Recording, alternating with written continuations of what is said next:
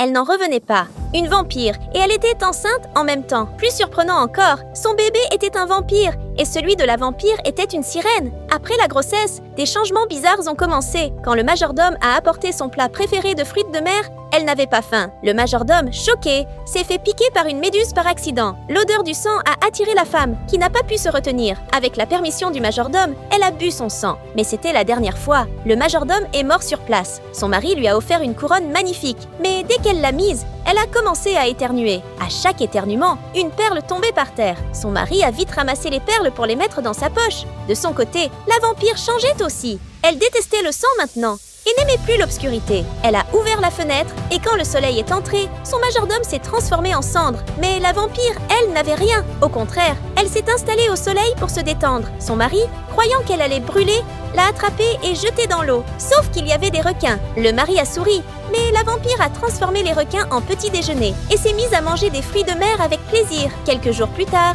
elles ont accouché ensemble. Elle a donné naissance à un vampire et la vampire à une sirène. Elles étaient choquées, puis elles ont découvert que leur mari était la même personne, et pas n'importe qui, un hybride vampire-sirène. Avant qu'elles ne comprennent, le docteur a sifflé, et des dizaines de personnes sont entrées. Ils ont emmené l'homme. C'est là que la vérité a éclaté. Le vrai cerveau, c'était le docteur. Pour la partie 2, abonne-toi et écris partie 2 en commentaire.